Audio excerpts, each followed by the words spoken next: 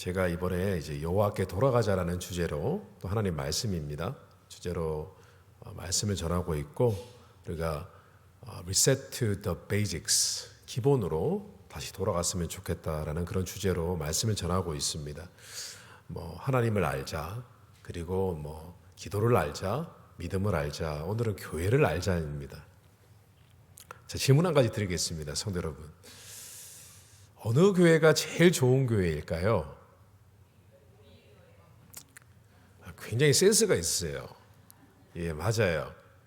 아니요, 우리 교회가 아닙니다. 내 교회입니다. 내 교회. 같은 표현입니다. 한국말로 우리 교회나 내 교회나, 그러나 내 교회입니다.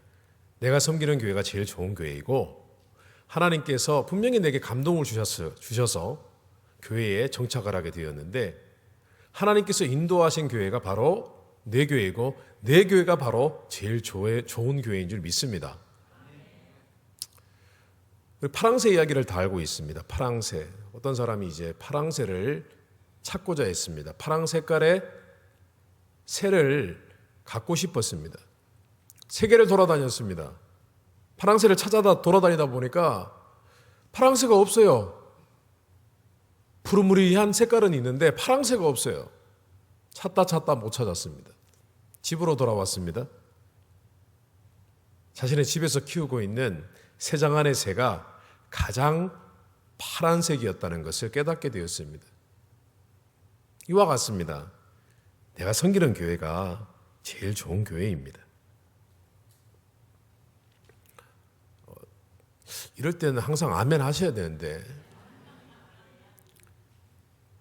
이 지역에서 내가 섬기는 버밍햄 한인 장로교회가 제일 좋은 교회입니다. 우리 교회를 섬겨주시는 목사님, 사모님이 제일 좋은 목회자이십니다. 여러분, 제가 많은 목회자들을 알고 있습니다. 담임 목회자가 되니까 참 많은 분들을 만나보았고, 저는 많은 교회를 섬겨보았고, 많은 담임 목사님을 부교육자로서 섬겨보았습니다. 근데 우리 배인찬 목사님, 사모님은요, 정말 이런 분들도 없습니다. 제가 존경하는 분들이십니다. 우리 버밍햄 한인 장로교회 성도님들은 로또 맞으신 거예요. 그리고 우리 목사님, 사모님도 로또 맞으신 거예요. 그렇죠? 성도가 성도를 만나고 성도가 목회자를 만나는 것은 하나님의 인도하심이 있는 것입니다. 자, 그런데 교회를 모르는 사람이 있을까요? 교회에 대해서 우리는 다 잘 압니다. 나름 교회 생활 오래 해봤고, 심지어 모태신앙이신 분들은 어릴 때부터 교회를 보아왔고, 부모님의 신앙생활하는 것을 보아왔고, 교회에 돌아가는 모든 시스템과 모든 것들을 다 알고 있습니다. 장로님들끼리 모이면 어떤 얘기를 하는지도 다 알고 있고 마삭합니다. 그런데 우리가 가장 잘 아는 것이 교회이지만 사실은 가장 모르는 것도 교회입니다, 여러분. 근데 우리는 교회를 알아야 됩니다. 교회에 대해서 분명히 교회를 알고 있어야 신앙생활이 바른 신앙의 길을 걸어갈 수 있게 되어지는 것입니다. 교회를 모르면요, 신앙생활의 곁길로 빠지게 되어 있습니다. 반드시 그렇습니다. 성도 여러분, 어떤 신앙이 가장 중요한 좋은 신앙인 줄 아십니까? 잠깐 성령의 은혜를 받아서 가슴에 감격이 있는 신앙인 줄 아세요? 물론 그것도 중요합니다. 우리 안에 늘 감격이 있어야 됩니다. 눈물이 있어야 됩니다. 그런데 그것보다 더 중요한 것이 있습니다. 그것도 중요하지만 신앙은 발라야 됩니다. 바른 신앙이어야 됩니다. 바른 것을 알고, 하나님 뜻을 알고, 명령을 알고, 거기에 맞추어서 바른 신앙의 길을 걷는 것입니다. 이것이 중요합니다. 이것이 신앙의 생명입니다. 그래야 신앙의 도랑에 빠지지 않습니다. 시험 들거나 실족하지 않는다라는 것입니다. 오늘 본문 말씀의 배경에 대해서 잠시 설명을 드리겠습니다. 사도 바울이 3차 선교 여행 때 에베소 교회를 창립했습니다. 개척했습니다. 이 에베소 교회는 탄생할 때에 참 놀라운 일들이 있었는데요. 사도 바울이 복음을 전하자 주님께로 막 돌아오는 것입니다. 이방인들도 막 돌아오고 역사가 일어나는 것입니다. 기적도 많았습니다. 사도 바울이 가지고 있는 손수건만 얹어도 귀신이 떠나갔을 정도였습니다. 폭발적인 부흥이 일어났습니다. 그런데 교회가 폭발적으로 부흥을 하니까 이에 맞춰서 핍박도 거세게 임하기 시작했습니다. 보통 사도 바울이 복음을 전하면 그 장소에 있던 유대인들, 회당에서 예배를 드리기 위해 모여있는 유대인들이 핍박을 했습니다. 그들은 이단이라고. 그런데 에베소에서는 교회가 개척될 때에 이방인들이 거세게 핍박을 하기 시작을 했습니다. 왜냐하면 이 에베소에 있는 사람들이 예수님을 믿게 되니까 우상을 버리기 시작했습니다. 우상 숭배를 하지 않게 되니까 마법책 이런 것들을 다 불태워버렸습니다. 그러니까 우상을 만들어 파는 비즈니스가 활성화되어 있는데 그 비즈니스가 안 되기 시작을 하니까 스스로 위협을 느낀 것입니다. 그 사도 바울을 고소하기에 이르렀습니다. 사도 바울은 그곳에서 두란노 서원에서 2년 동안 말씀을 강해하고 그러나 계속 부흥이 되었습니다. 사도 바울이 이제 지역을 떠났습니다. 이제 뭐 수년 동안을 섬기다가 이제 내가 떠날 때가 되었다. 사도 바울은 선교사니까요. 그런데 사도 바울이 순회 사역을 이렇게 했습니다. 본인이 개척한 교회들을 이렇게 둘러보면서 순회 사역을 하는 중에 다시 에베소 교회와 가까운 곳으로 이렇게 지나갔을 때에 사도 바울이 갑자기 에베소 교회에 있는 장로님들을 불러야겠다고 생각을 했습니다. 그래서 사도 바울이 편지를 보냅니다. 우리 밀레도에서 만나자. 그래서 에베소 교회 장로님들이 막 옵니다. 말을 타고 왔는지 낙타를 타고 왔는지 모르겠습니다만은 어쨌든 급하게 왔습니다. 밀레도에서 만났습니다. 조우를 했습니다. 그 사도 바울이 그때부터 권면의 말씀을 전하기 시작을 합니다. 그 내용이 사도행전 20장에 굉장히 길게 기록이 되어 있습니다. 왜 사도 바울이 자신이 개척한 교회에 장로님들을 갑자기 불러서 그 먼 곳까지 물론 걸어올 수 있는 거리였겠지만 몇십 킬로가 되는 정확히 그 키로수는 제가 주석서를 보지 않아서 잘 모르겠습니다만은 그 거리를 막 왔습니다. 왜 귀찮게 굳이 사람을 불러서 무슨 말을 하고 싶어서 그들을 불렀겠습니까? 근데 그 긴 설교 말씀 가운데 핵심적인 말씀이 바로 오늘 본문인 사도행전 20장 28절 말씀입니다. 우리 같이 한번 다시 한번 읽어보겠습니다. 시작. 여러분은 자기를 위하여 또는 온 양떼를 위하여 삼가라. 성령이 그들 가운데 여러분을 감독자로 삼고 하나님이 자기 피로 사신 교회를 보살피게 하셨느니라. 아멘. 지금 사도 바울은 에베소 교회 장로님들에게 교회를 알도록 교회에 대해서 가르치기 시작을 한 겁니다. 너희가 교회를 알아야 된다. 교회의 본질이 무엇인지 정확하게 알아야 된다. 그래야 너희들의 신앙생활이 바르게 된다. 자, 첫 번째로 교회의 본질이 무엇인가? 한번 따라해 보겠습니다. 피로 사신. 교회의 본질은 피로 사신입니다. 예수님의 피로 산 것이 바로 교회입니다. 그냥 교회를 아십니까? 정말 교회를 아십니까? 많은 분들은 교회를 안다고 생각을 합니다. 그리고 교회를 안다고 생각하는 그들의 지식 가운데 가장 중요한 것이 많이 들었던 것. 교회는 건물이 아니다. 교회는 하나님의 믿음의 사람들이 모인 거룩한 공동체이다. 이런 얘기 참 많이 들으셨죠. 아주 오래전부터. 그죠? 근데 이 말도 조심해야 됩니다, 여러분. 이 말도 오해하는 분들이 계십니다. 교회를 모르기 때문에. 교회는 건물이 아니라고요? 맞습니다. 교회는 건물이 아닙니다. 교회는 하나님을 믿는 믿음의 사람들이 하나님을 예배하는 믿음의 공동체, 예배의 공동체가 맞습니다. 교회는 건물이 아닙니다. 그런데 건물은 필요합니다. 왜냐하면 우리는 영으로 살아가는 존재가 아니라 육신을 입고 살아가는 존재이기 때문에 건물이 필요합니다. 여기 알라바마에 포이즌 아이비라고 독풀이 있다면서요. 포이즌 아이비가 가득한 곳에 가서 예배 드리실 수 있으시겠어요? 사람이 모이면 건물이 필요합니다. 꼭 필요합니다. 알라바마, 지금 캘리포니아는 이제 시원하거든요. 알라바마는 아직도 후덥지근하더라고요. 에어컨 없이 예배 드리실 수 있겠습니까? 제가 동남아에 가보니까요. 와, 여기는 아무것도 아닙니다. 동남아는요, 정말. 미국 할렐루야. 미국이 너무 좋습니다. 제가 아는 어떤 목사님이 계십니다. 큰 교회의 담임 목사님이십니다. 근데 이분이 교회를 개척하게 되셨습니다. 감사하게도 교회를 개척한 지 몇 년이 지나지 않아서 교회 규모가 한 몇백 명이 되었습니다. 근데 이 목사님이 개척을 할 때 성도님들에게 선언을 했습니다. 저희 교회는 건물이 없는 교회입니다. 라고 선포를 했습니다.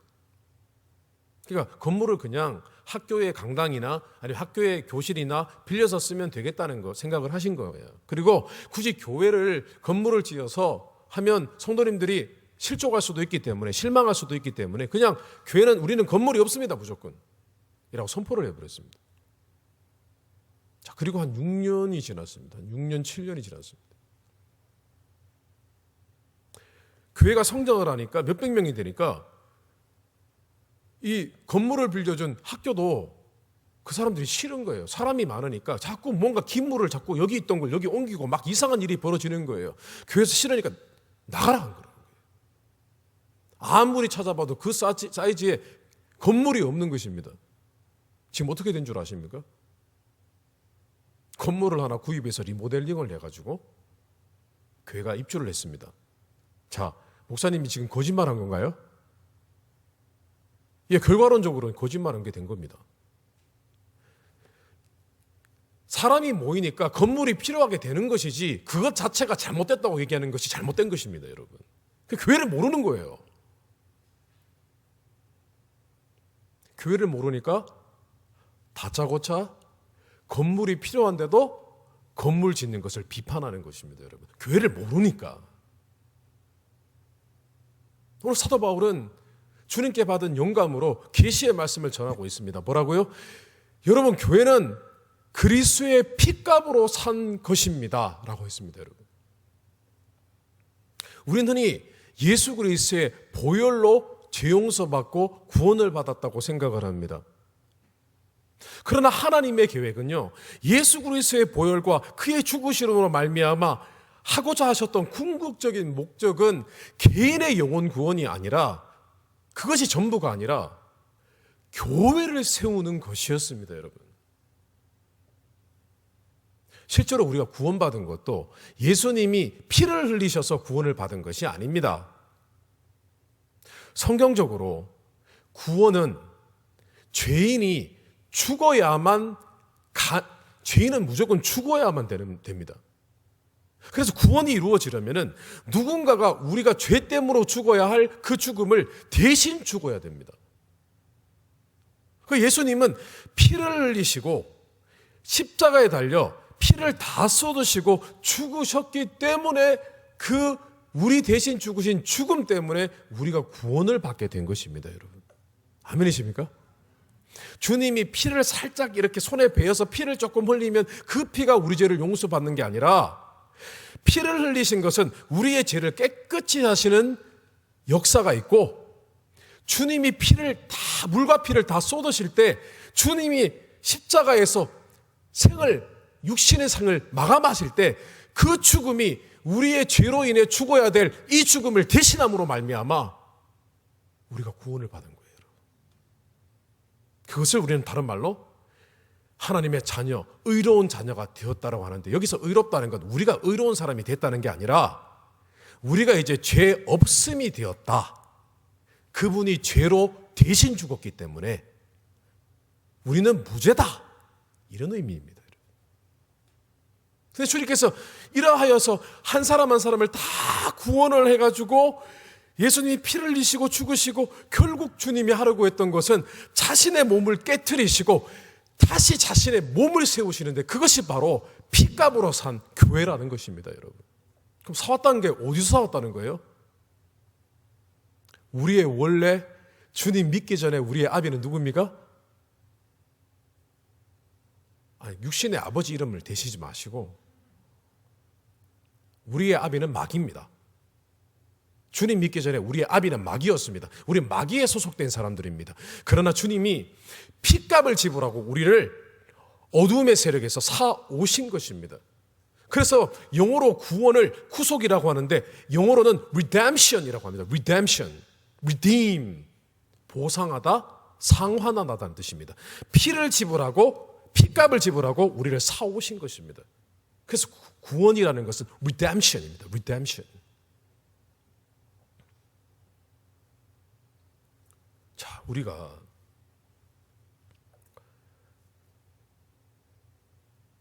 교회로 모인 것은요, 예수님이 가치를 매길 수 없는 보혈로 대가를 지불하셔서 우리를 사오셔서 구원하셨을 뿐만 아니라 기회를 세우신 것입니다. 근데 더 놀라운 것은요, 성경 말씀에 우리가 피값으로 사신 교회라고 했는데, 이 교회가 하나로 모이게 된 것도 우연이 아니라고 말씀을 하고 있습니다. 에베소서 4장 3절입니다. 우리 같이 한번 읽어보겠습니다. 에베소서 4장 3절. 에베소 4장 3절이 없나요? 예, 같이 한번 읽겠습니다. 시작. 평안에 매는 줄로 성령이 하나 되게 하신 것을 힘써 지키라. 아멘. 이 말씀을 보십시오. 성령이 하나 되게 하신 것이 무엇일까요? 성령이 뭘 하나 되게 하셨을까요? 성령이 하나 되게 하신 것이 바로 교회입니다, 여러분. 교회. 그러니까 하나님이 이 땅에 계획하신 궁극적인 것은 개인의 영혼을 구원함으로 말미암아 그들을 피값으로 사서 그들을 모이게 하는데, 이 모임이 그냥 모여질 수가 있습니까? 전부 모르는 사람들인데 성령 하나님께서 그들의 마음 가운데 감동을 주시어서 그들로 하여금 주님을 믿는 믿음 안에서 하나로 모이도록 만들어 주신 것입니다. 할렐루야. 이것이 교회입니다, 여러분. 그래서 교회가 모인 것은요, 결코 우연이 아닙니다. 오늘 사도 바울이 장로님들에게 교회에 대해서 얘기를 할 때, 이 교회는 우주적인 교회, 온 세계에 있는 교회, 교인들 모두가 모인 그 교회를 말하는 게 아닙니다. 에베소 교회입니다. 에베소 지역 교회, local church, 지역 교회입니다. 그래서 우리가 이렇게 모인 것은요, 결코 우연이 아닙니다. 우리 옆 사람에게 이렇게 인사하겠습니다. 얼굴을 쳐다보십시오. 자, 부부끼리는 말고요. 예, 짝을 정하셔야 됩니다. 짝을 정하십시오. 자, 얘기하십시오. 눈을 똑바로 쳐다봐. 아이 컨택을 해야 됩니다. 부끄러워하지 마시고요. 아니, 근데 여성과 남성은 하지 마세요. 가능하면. 예, 눈이 조심해야 됩니다. 예. 자, 우리가, 자, 보세요. 눈을 쳐다보세요. 자, 우리가, 남이가, 자, 또 한 번 인사하겠습니다. 자, 또 아이 컨택 하시고. 저 보지 말고요. 저는 여러분들의 교회가 아니잖아요, 지금. 자, 우리의 만남은, 자, 눈을 보고. 결코 우연이 아니야.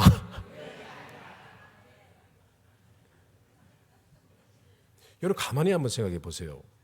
우리 옆에 있는 이 사람이 왜 나하고 가까울까?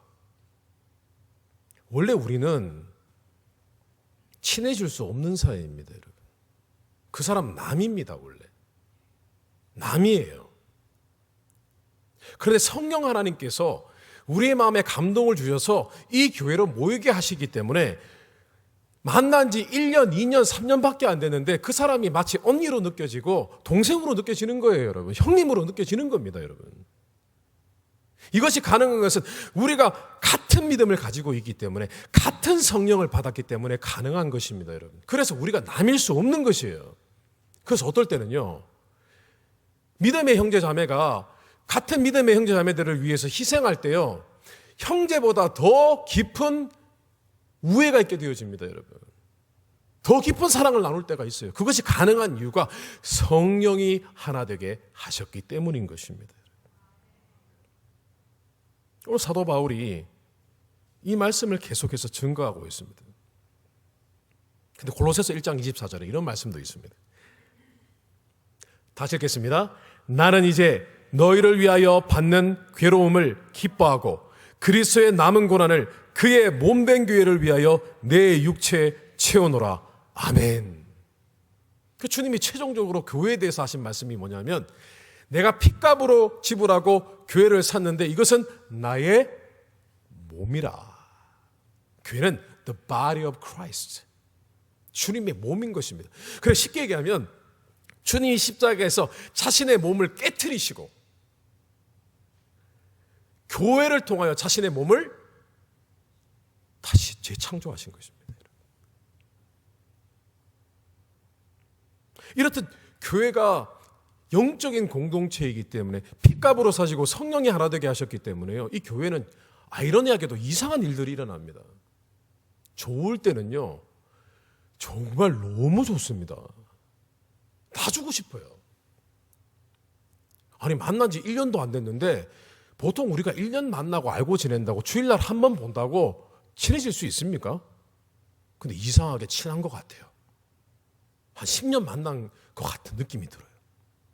그런데요, 교회에서 갑자기 갈등이 생기고 의견이 나눠지잖아요. 원수가 됩니다, 여러분. 저는 그런 걸 많이 보았습니다. 교회에서 10년을 함께 섬겼는데 어떤 의견 다툼으로 갈라지니까요, 원수가 돼. 다시는 안 보더라고요. 세상에서도 그렇게 안 하거든요. 10년 지기는 세상에서는 밖에 나가면 믿지 않는 분들은 술 한 잔 기울이면 다 풀립니다.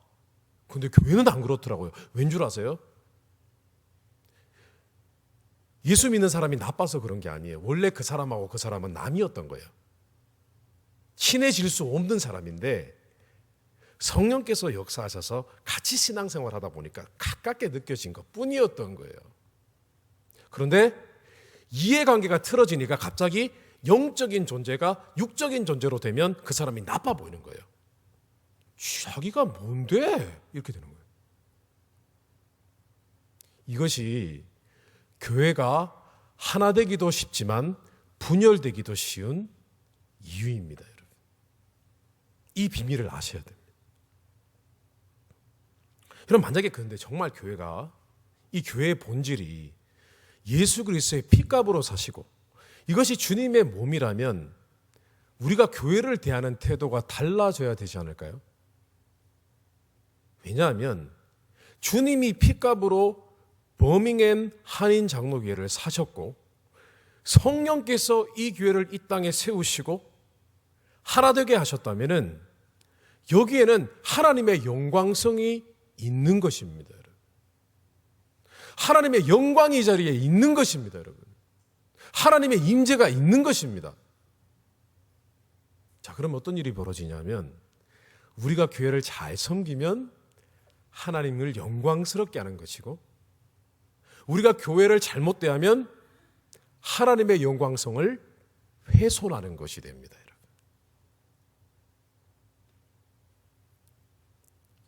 사도행전 9장 4절에 이런 말씀이 있습니다.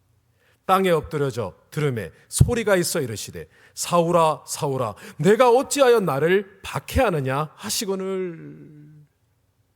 지금 이 말씀은 사도 바울이 예수님을 믿기 전에 다메섹 도상으로 걸어갈 때 주님을 환상 가운데 만납니다. 주님의 음성이 임합니다. 그때 사도 바울이 주님의 음성을 들은 내용을 담고 있는 말씀입니다. 그런데 주님이 이렇게 말씀하십니다. 사울아 사울아 내가 왜 나를 핍박하느냐. 자, 여기서 한 가지 돌발 질문. 사도 바울이 예수님을 본 적이 있을까요? 없을까요? 있다고요? 없죠. 사도 바울은 예수님의 얼굴을 모르는 사람입니다. 근데 왜 예수님은 사울아 사울아 너가 왜 나를 핍박하느냐? 라고 질문을 했습니다. 사도 바울은 예수님을 얼굴을 본 적도 없고 핍박한 적도 한 번도 없습니다. 근데 왜 예수님은 그렇게 말씀을 하셨을까요? 왜냐하면 사도 바울은 당시에 크리스천 교회를 핍박했기 때문입니다. 그 주님은 교회를 핍박하는 사도 바울의 행위를 자신을 핍박하는 것으로 여기셨던 것입니다. 그래서 사울아 사울아 내가 왜 나를 핍박하느냐 라고 하신 것입니다. 성도 여러분, 오늘날 주님을 폄하하고 핍박하는 크리스찬들이 너무 많습니다. 자신이 지금 뭘 하고 있는지도 모릅니다. 교회를 잘못 대하면 주님을 핍박하는 것이 될 수도 있습니다. 성도 여러분, 감히 상상이 가십니까? 내가 감히 주님을 핍박할 수 있다는 걸. 아무도 교회에서 자신이 주님을 핍박하고 있다고 생각하지 않습니다. 그걸 믿지도 않고 그런 생각을 해본 적도 없는 분들이 부지기수입니다. 그러나 그렇지 않습니다. 나도 모르는 사이에 주님을 핍박할 수 있습니다. 우리는 교회를 대할 때 경외심을 가져야 됩니다. 경외심. 사람들의 믿음 가운데 가장 아름답고 고귀한 믿음이 무엇인 줄 아십니까? 하나님을 경외하는 믿음입니다. 영어는 fearing God. 하나님을 두려워할 줄 아는 것입니다. 하나님을 두려워할 줄 알기 때문에 함부로 하지 않는 것입니다. 입도 조심하는 것입니다. 하나님을 존중히 여기는 것입니다. 하나님이 존중히 여기고 귀하게 여기는 것을 나도 존중히 여기는 것입니다, 여러분. 우리가 왜 성도님들에게 시험 들게 하거나 실족하게 하지 말아야 되는 줄 아십니까? 그분은 하나님의 핏값으로 사신 영혼이기 때문에 함부로 할 수 없는 겁니다. 그럼 교회는 오죽합니까?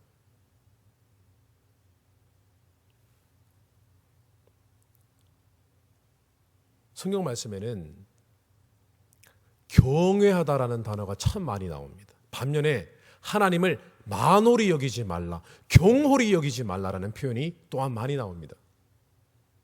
만홀히 여긴다, 경홀히 여긴다는 것은 하나님을 업신여긴다는 겁니다. 하나님이 뻔히 보고 계시는데 하나님이 뭐 아시겠나? 무슨 상관이야? 라고 하는 것을 경홀히 여긴다, 만홀히 여긴다고 표현을 합니다. 성도 여러분, 우리는 교회에 대한 기대와 이상은 주님보다 더 높습니다. 그런데 교회를 대하는 모습은 주님을 대하는 듯이 하지 않을 때가 많은 것 같습니다. 교회는 그리스도의 핏값으로 사신 교회인 줄 믿습니다. 이 사실을 우리의 마음의 판에 신비에 새기게 되시기를 주님의 이름으로 축원합니다. 두 번째, 교회의 본질이 있습니다. 교회는 한번 따라해 보겠습니다. 돌보아야 할 교회이다.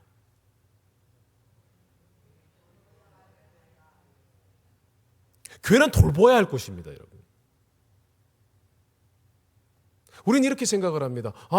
주님의 교회는 주님의 교회니까 주님이 알아서 하시고 주님이 돌보시겠지라고 생각을 합니다. 그러나 오늘 사도 바울은 에베소 교회의 장로님들에게 이렇게 권면을 합니다. 이 교회 핏값으로 사신 교회를 너희가 보살피게 하셨느니라. 너희가 직분을 받은 것도 교회를 보살피고 돌보기 위하여 하나님이 너희들을 세운 것입니다. 여러분들을 세운 것입니다. 라고 증거한 것입니다. 오늘 말씀에 보살피다라는 번역은 헬라어 성경 원어로 프로세코라는 단어가 쓰여졌습니다. 프로세코. 근데 이 단어가 어떤 의미냐면요, very, very carefully, 정말 주의 깊게, pay attention, 주목해서, 집중해서 care, 돌봐야 된다는 뜻입니다. 정말 집중해서 땀 흘릴 만큼 집중해서 돌보라는 뜻입니다. 맞습니다. 주님의 교회는 주님이 돌보십니다. 그러나 교회는 우리가 돌보는 것입니다. 앞서 읽은 에베소 4장 3절 말씀에 평안에 매는 줄로 성령이 하나 되게 하신 것을 힘써 지키라라고 했습니다. 누가 지키라고요? 주님이 지키신다고 했습니까? 아니요. 여러분이 평화롭게 성령이 이미 하나가 되게 만드신 교회를 여러분이 끝까지 지키셔야 됩니다. 하나됨을. 이 뜻입니다. 여러분. 그 얘기는 교회는 언제든지 분열될 수도 있다는 것입니다. 그리고 이 말씀은 교회가 하나 되게 하는 것의 책임은 바로 우리 자신에게 있다는 것입니다. 그래서 교회 안에서 제일 중요한 가치는요, 하나됨입니다. 하나됨. 우리 한번 따라해 보겠습니다. oneness. 하나됨입니다. 하나됨. 교회는 각자의 기대와 이상을 이루는 곳이 아닙니다. 교회의 가장 중요한 가치는 하나됨인 것입니다. 그래서 교회로 모일 때에는 self-denial, 자기 부인이 필요한 것입니다. 내 의견, 내 생각 관철되는 것이 중요한 것이 아니라 교회는 하나가 되는 것이 중요한 것입니다. 내 생각이 아무리 맞고 옳아도 하나 되는데 방해가 됐다면 그것은 주님을 핍박하는 것입니다. 반드시 그렇습니다. 평안에 매는 줄로 성령이 하나 되게 하신 것을 힘써 지키라.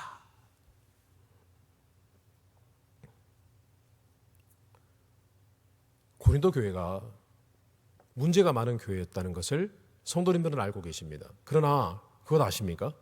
고린도 교회는 성령의 은사가 충만한 교회였습니다. 우리 성도님들께서 바라시는 교회가 그런 교회 아닙니까? 고린도 교회는요, 은사로 충만했습니다. 성령으로 뒤집어지고 예언의 은사가 임하고 우리가 바라는 그런 뜨거운 교회였습니다. 고린도 교회가 나쁜 교회 아닙니다. 정말 뜨거운 교회였습니다. 근데 고린도 교회가 분열이 되었는데 그 분열된 이유는 딱 한 가지였습니다. 여러분. 많은 문제가 있었지만은 한 가지였습니다. 당시에 고린도 교회가 개척이 되면서 지나간 기라성 같은 목회자들이 있었습니다. 아볼로, 베드로, 바울 이런 사람들이었습니다. 그곳에 몇 년간 사역들을 다 했습니다. 그러더니 성도님들이요, 나는 베드로 파라, 나는 바울 파라, 나는 아볼로 파라. 나는 그 목사님이 너무 좋습니다. 그 목사님이 강조하는 그 목회 철학, 그 목사님의 설교, 그 설교 가운데 주로 던지는 메시지, 저는 그게 진리라고 생각을 합니다라고 의견이 사분오열되었습니다. 여러분, 그것이 고린도 교회가 분열된 이유였습니다. 근데 오늘날도 그렇지 않습니까? 어떤 특정한 목회자를 좋아하는 것, 좋습니다. 뭐 괜찮습니다. 그럴 수 있지요. 그런데 그것이 교회의 갈림과 분열을 조장하는 이유가 됐다는 사실을 우리는 잊지 말아야 됩니다.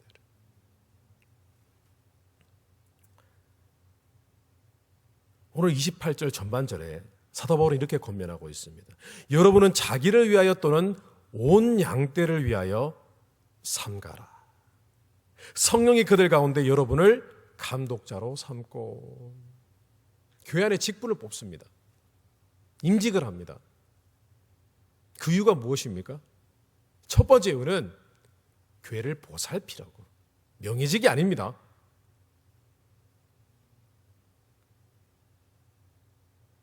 두 번째 이유는 온 양떼 성도들과 여러분 자신을 위하여.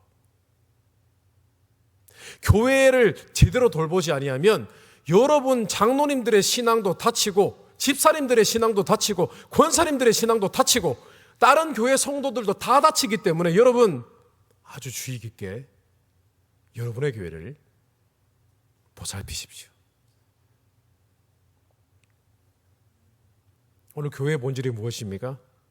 교회는 그리스도의 핏값으로 사신 주님의 몸이고, 그 교회는 우리가 돌봐야 된다는 것, 우리에게 책임이 있다는 것입니다. 성도님, 저는요 제 자랑을 좀 하겠습니다. 한 가지만 자랑하겠습니다. 나 그 한 가지밖에 없어요. 자랑할게. 보잘것이 없어가지고 제가 정말 잘하는 것이 하나 있습니다. 제가 잘하는 게 뭘까요? 운동?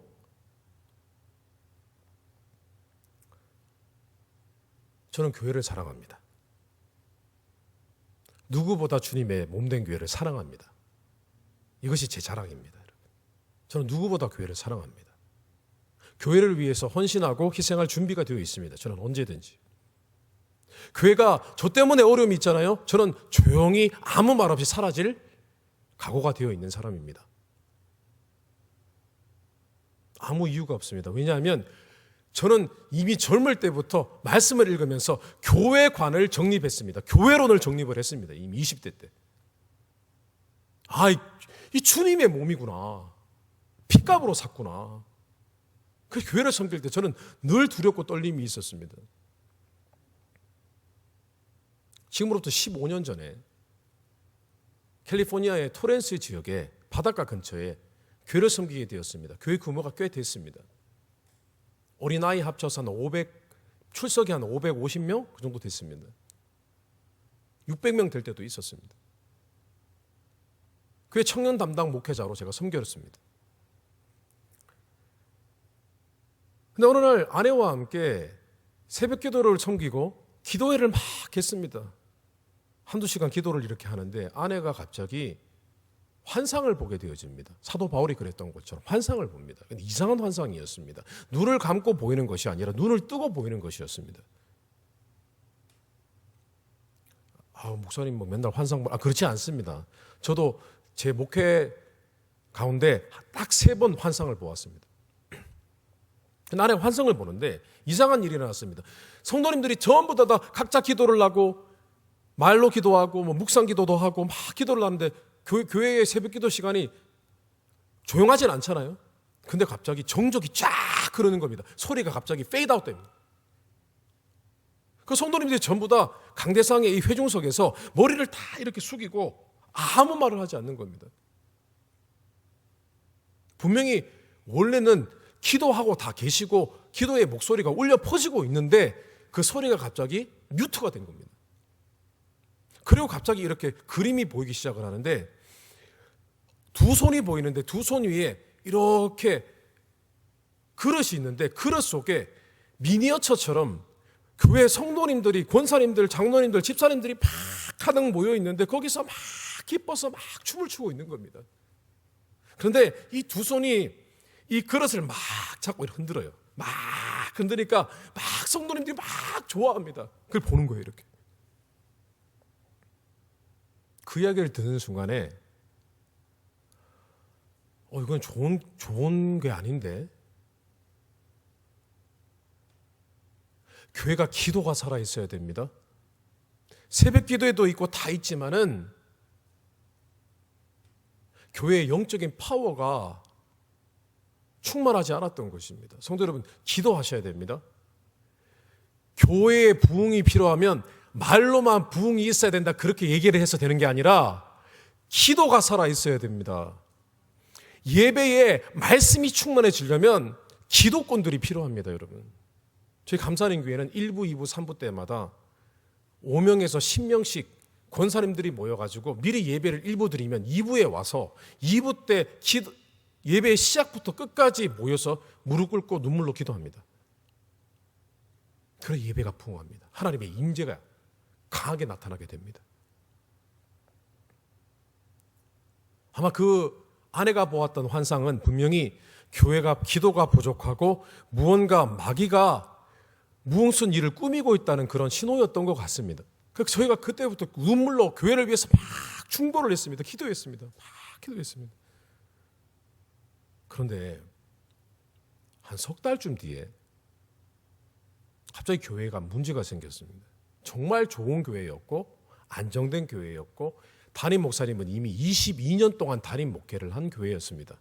아무 문제가 없었습니다. 제자 훈련도 잘 되고 너무 좋았습니다. 프로그램도 많고 제가 정신없이 밤 10시 전에 집에를 못 들어갔습니다. 그 정도로 바빴습니다.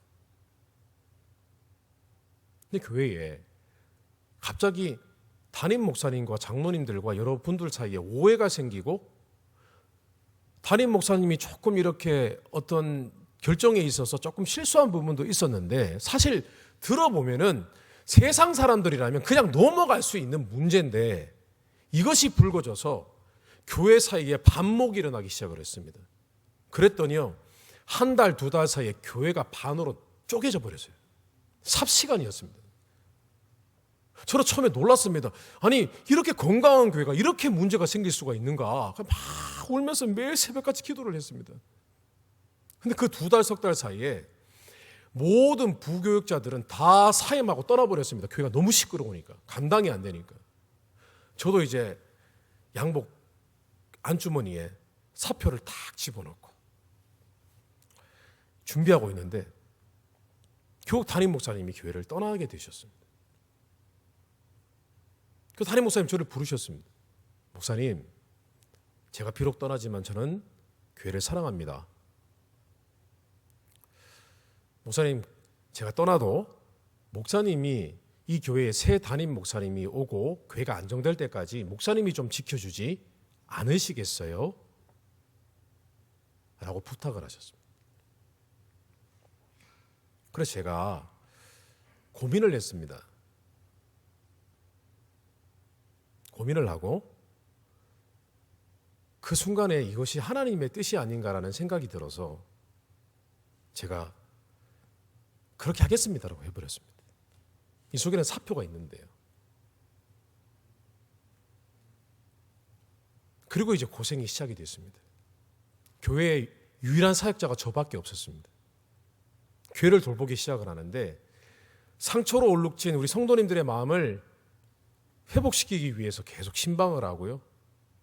새벽기도 설교를 다 하고 금요 예배 설교를 하고 주일 예배 설교를 하고 정신없이 바빴습니다. 혼자 사역을 했어요. 중간에는 교회를 떠나신 성도님들 한 60, 70분이 제게 와서 교회를 개척하자고 제안도 오셨습니다. 근데 저는 이런 지하에 거절했습니다. 왜냐하면 하나님께 제가 소원하기를 이 교회가 안정될 때까지 섬기기로 제가 약속을 했기 때문에 저는 이런 지하에 거절을 했습니다. 저는 이 교회를 잘 돌보고 끝까지 새 담임 목사님 오실 때까지 섬기겠습니다 라고 했습니다. 그래서 제 마음속에는 너무 힘들었습니다. 담임 목회를 해본 적도 없고 제가 뭘 알겠습니까?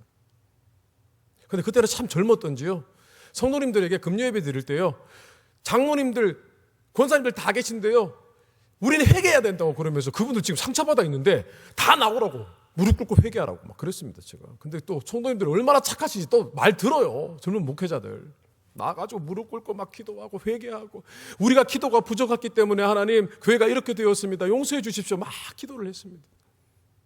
조금씩 회복되기 시작을 했습니다. 그리고 담임 목사님 이제 청빙을 하기 시작을 하면서 이제 후보자가 6명이 오게 되셨어요. 후보자가 6명이 오게 되었는데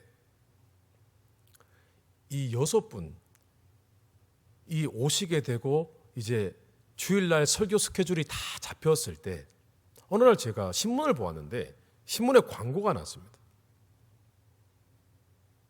어떤 광고냐면 제가 지금 섬기고 있는 담임 목회자로 섬기고 있는 감사한인 교회에서 청년 담당 풀타임 목회자를 청빙한다는 광고가 났습니다. 그런데 제가 이상하게 여겼습니다. 왜냐하면 원래 감사한인 교회의 담임 목사님, 지금 원로 목사님이십니다. 목사님은 청빙 광고를 내지 않으십니다. 본인의 지인을 통해서 아는 목회자만 부목회자로 청빙을 하시기 때문에 한 번도 광고에 난 적이 없었습니다. 제가 그 지역에 살고 있었기 때문에 늘 새벽기도회를 거기 파타임 사역을 할 때는 그 교회를 제가 새벽기도를 섬겼기 때문에 늘 이 교회에 가고 싶다라는 생각이 들었는데 갑자기 광고를 보니까 와, 너무 가고 싶은 거예요. 그렇지 않겠습니까? 지금 시끄러운 어려운 교회에 지금 섬기고 있는데 너무 가고 싶은데 갈 수가 없는 거예요. 하나님께 약속은 했지. 그래서 제가 그냥 신문지를 꾸깃꾸깃 해가지고 휴지통에 쳐박았습니다. 아유, 나는 갈 수 없지. 너무 가고 싶은데. 그렇다고 또 뭐 이력서를 낸다고 또 제가 뽑힌다는 보장도 없고, 교회가 큰 교회니까. 그래서 섬겼습니다. 근데 어느 날 제가 이제 새벽 기도회를 하는데, 새벽 기도회 때 막 기도를 하는데 갑자기 하나님의 음성이 들리기 시작을 합니다. 막 울면서 기도했습니다. 그날 또 막 울면서 가슴을 쥐어짜면서 교회를 위해서 기도했습니다. 하나님, 교회를 회복시켜 주시옵소서. 하나님의 음성이 들리는데 그 교회에 가라고 하셨어요. 처음에는 제 길을 의심을 했습니다. 그냥 내 마음이 가고 싶으니까 내 마음이 내게 말한 거겠지라고 생각을 했습니다. 그런데 1주가 지나고 2주째도 계속 새벽 기도에 앉아서 기도만 하면 그 음성이 들려왔습니다. 제가 어떤 때는요, 기도하다가 너무 화가 났어요. 왜냐하면 저는 제게 맡겨주신 교회를 충성스럽게 섬기는 것이 제 사명이라고 여겼고, 그것이 성경 말씀에 나와 있는 하나님의 뜻이라고 믿었기 때문에 이상한 일인데, 나는 지금 하나님의 뜻대로 말씀대로 지금 살고 있는데 왜 자꾸 하나님은 이런 얘기를 하실까 싶어서 제가 하나님께 따졌습니다. 하나님, 이거 도대체 마귀가 주는 음성입니까? 내 생각입니까? 아니면 하나님이 주시는 음성입니까? 자, 그래서 제가 심지어는 이게 마귀의 생각이라면 사단아, 예수 이름으로 물러가라라고 했습니다. 제가. 자, 그런데 또 석주, 넉 주째가 돼도 계속 그 음성이 들리는 겁니다. 자, 제가 레주메를 냈을까요? 안 냈을까요? 냈을까요? 안 냈을까요? 예? 저 그런 사람 아닙니다. 안 냈습니다. 제가 왜 냅니까? 저는 기준이 확신한 사람입니다. 주님께서 섬기라고 하셨기 때문에 저는 여기를 섬겨야 됩니다. 이 교회를. 안 냈습니다. 그런데 그 사이에 후보자 목사님 3분이 이제 설교를 하셨습니다. 그리고 3주가 지나서 이제 앞으로 3분이 남았습니다. 어느 날 교회에서 혼자 오피스를 지키고 있었습니다. 외롭게 지키고 있는데 갑자기 장로님이 음식을 투고를 해오셔서 식사를 하자는 겁니다. 그 식사를 했습니다. 같이 막 순두부를 투고를 해가지고 막 식사를 하고 있는데 장로님이 갑자기 기분이 좋으셨는지 목사님, 사실 제가 지금 비밀을 하나 말씀을 드리겠습니다 라고 하는 겁니다. 무슨 일이죠? 목사님, 사실은요 6분의 후보자 목사님 중에 이미 내정자가 있습니다. 그 앞으로 지금 3명 남았는데요? 3분 남았는데 그분들은 다 들러리입니다. 누구신데요? 첫 주에 설교하신 목사님이 사실 내정자입니다. 그분이 영어도 퍼펙하시고 한국말도 퍼펙하신 1.5 generation 1.5세십니다. 그분이 되셨습니다, 사실은. 그러니까 갑자기 퍼즐이 다 맞춰지기 시작하는 거예요. 하나님이 정말 이제 새 담임 목사님이 오시도록 이렇게 빨리 진행을 시키시고 나로 옮기시려는구나 확신이 들어서, 그래서 제가 부랴부랴 신문 광고를 찾았더니 그때는요 교회가 저밖에 사역자가 없어가지고 심지어 청소하시는 분도 다 그만두셨거든요. 교회 관리 집사님도 떠나셨어요. 그 교회 청소도 누가 했을까요? 제가 다 했습니다. 근데 제가 청소를 했을까요? 안 했을까요? 잘 안 할 때도 있었겠죠? 그래서 쓰레기통을 안 비운 거예요. 그 몇 주 동안. 쓰레기도 잘 안 버리고. 그 신문지가 그대로 있는 거예요. 펼쳐보니까 데드라인이 내일인 거예요. 그래서 제가 부랴부랴 준비를 해가지고 직접 교회로 찾아가가지고 레즈메를 내고 왔는데 토요일 날 갑자기 전화가 왔는데 교회 행정실에서 전화가 온 게 아니라 담임 목사님이 직접 제게 전화를 주셔서 목사님 내일 설교해 주실 수 있겠습니까? 라고 하시는 거예요. 저는 그때까지 그 교회의 청년 담당 청년 예배가 몇 시인지도 몰랐습니다. 그러면 목사님 예배가 언젠가요, 청년? 예, 우리 교회 청년부 예배는 좀 큽니다. 4분 대 2시입니다라고 하는 겁니다. 근데 제가 섬기던 교회에 1부, 2부 예배를 드리고 식사를 하고 성도님들께 다 이렇게 꾸벅 인사하고 교회 문을 닫는 시간이 1시 반입니다. 그런데 거기서 딱 출발을 해가지고 차를 몰면은 그 교회까지 딱 감사하는 교회까지 25분이 걸립니다. 25분에서 때로는 막히면 30분. 얼추 되겠더라고요. 그런데 또 성도님들께서 막 교회 안 떠나시고 그럼 계속 기다려야 되잖아요. 막 노심초사하며 막 기다리다가 정확하게 1시 반에 딱 문을 닫게 됐습니다. 그리고 차를 몰고 막 갔더니 3분 전에 탁 도착을 했습니다. 그리고 말씀을 전했는데 나중에 알게 된 사실인데 감산인 교회 청년부도 큰 어려움이 있었습니다.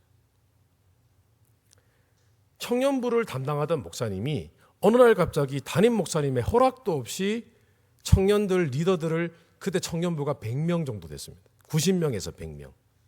청년들을 한 5, 60명을 데리고 바로 옆에 개척을 해버린 거예요. 청년부가 풍비박산이 났습니다. 남아있는 리더들은요, 그 목사님이 왜 나는 안 불렀어? 그러면서 상처받고 난리가 났습니다. 근데 감사하는 교회도 청년 담당할 내정자가 있었어요. 있었는데 저는 원래 뭐라고요? 들러리였습니다. 들러리.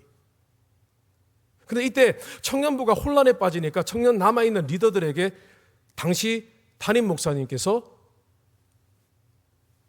좋은 조건을 제시하셨어요. 내가 후보자를 뽑아줄 테니 너희들이 설교 말씀을 듣고 뽑아라. 이렇게 된 거예요.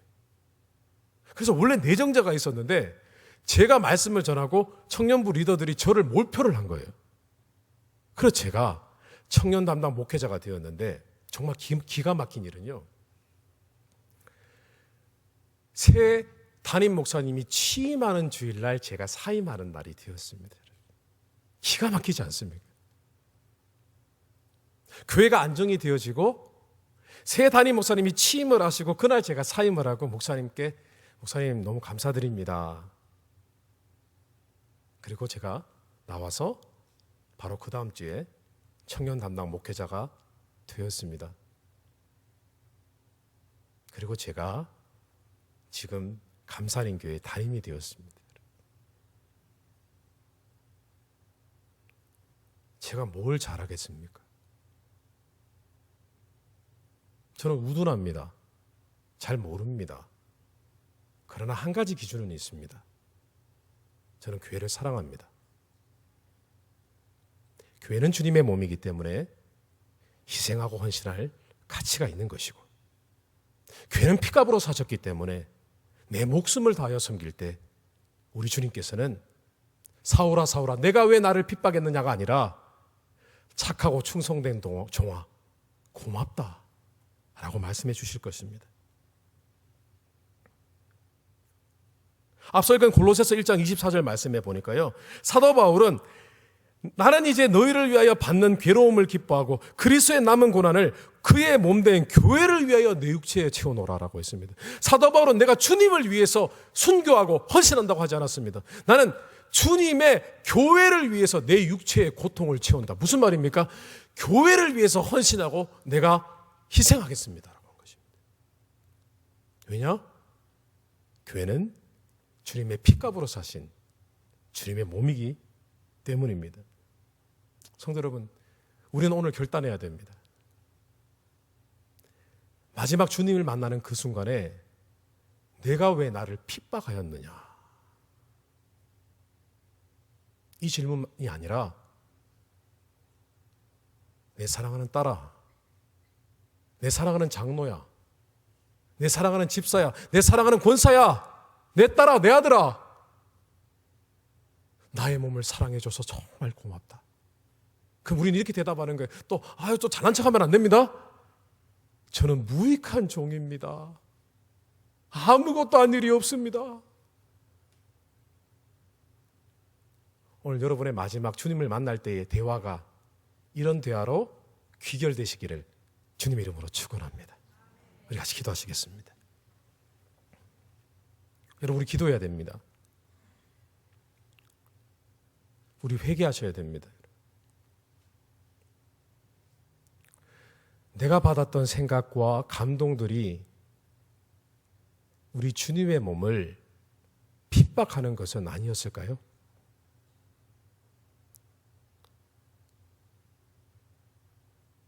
교회는 경외심을 가지고 섬기는 것입니다.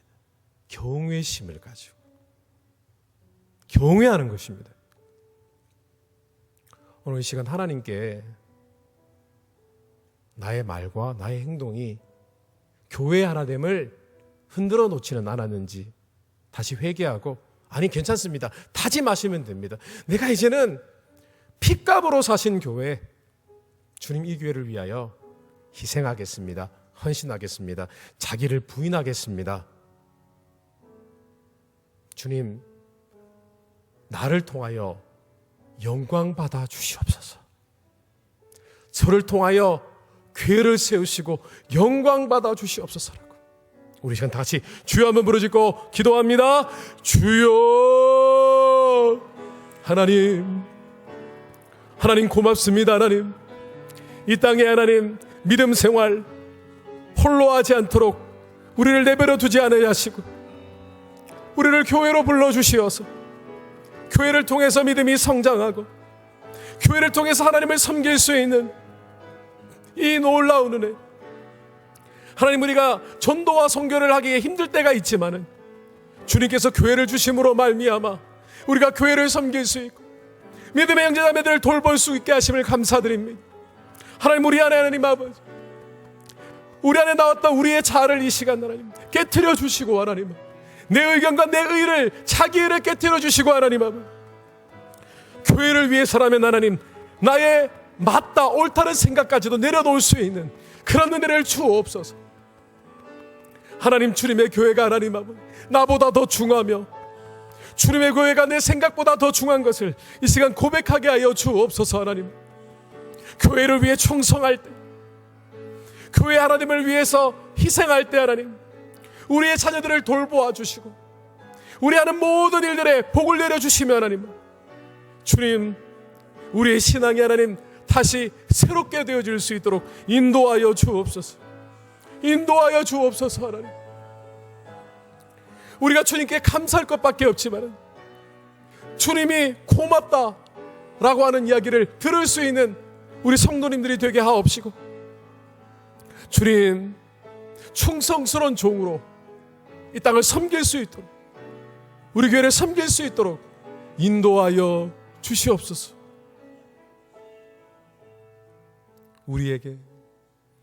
우리에겐 소원이 하나 있네. 주님 다시 오실 그날까지 우리 가슴에 새긴 주의 십자가 사랑, 나의 교회를 사랑케 하네. 주의 교회를 향한 우리 마음,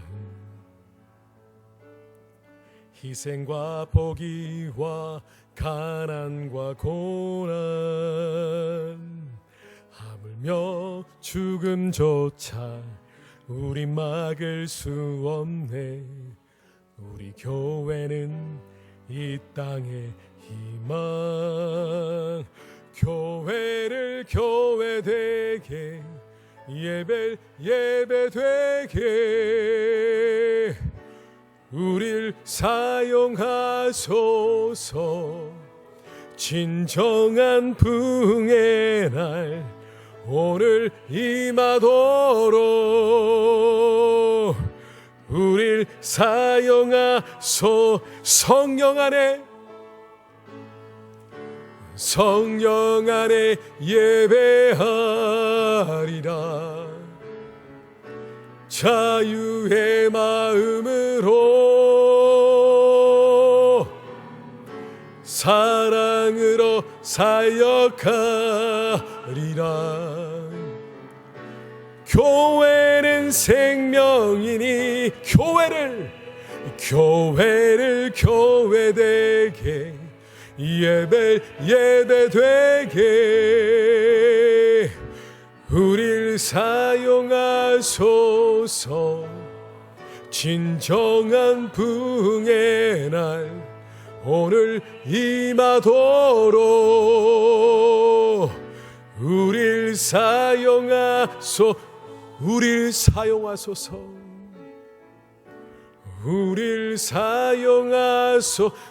사용하소서. 우릴 사용하소서.